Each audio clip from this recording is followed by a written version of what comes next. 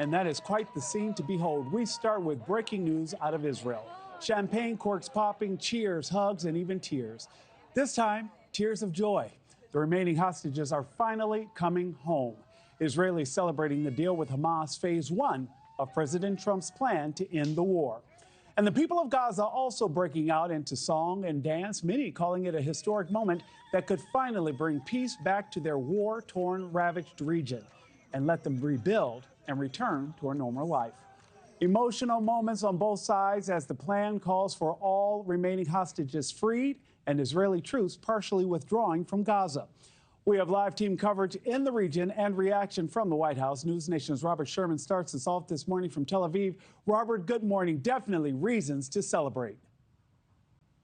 Yeah, without question, Nick. I mean, it is this sense of optimism that you feel all around the country. It's certainly a buzz here today, something that people on the ground here have been holding on to hope for more than 2 years. And you hear from Prime Minister Benjamin Netanyahu in his words, he is trumpeting this today as a diplomatic victory. This is the statement that he said, this is a diplomatic success and a national and moral victory for the state of Israel. From the beginning, I made it clear we will not rest until all of our hostages return and all of our goals are achieved from the beginning, and all of our goals are achieved.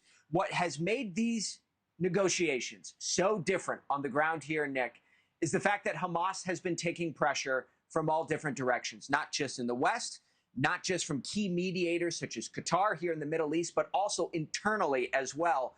NewsNation, the only network to embed inside of Gaza with the GHF hours ahead of this deal here, speaking directly with Palestinians. We asked them point blank, what do they think about Hamas? What have they thought about these last 2 years? Here's what they said. You said you hate Israel. What do you think of Hamas? I don't know, but I hate Hamas so much. Hamas is a bunch of criminals. They don't think of our people's needs for 17 years. You meet a lot of people on the ground here, and you also hear from a lot of people inside the enclaves as well who are just tired, who want this war to end and are hoping for peace, and moreover, Nick, hoping that it's a peace that lasts. Robert, Nick? Sounds like a varied range of opinions there. But for hostage families, what has this news been like, Robert?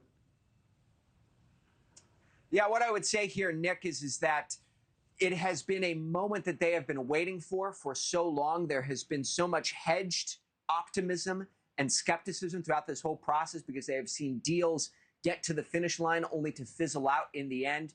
But you see all these photos that have been put out by the Hostages and Missing Families Forum showing the moments in which they heard the news here, embracing one another, the smiles, the hope, the possibility that this could all be over here. Again, Nick, it is the sentiment that you hear that nothing is a done deal until it's done. In this case, that means the day that those hostages come out of Gaza and are back on Israeli soil.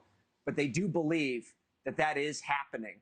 And the Hostage and Missing Families Forum has extended an invitation to President Trump, if he does come here to Israel, to meet with them. They're hoping to get the opportunity to speak with the President of the United States when possible. Thank you for watching. Subscribe below and download our NewsNation app right now on your phone, and you will get fact-based, unbiased news for all Americans.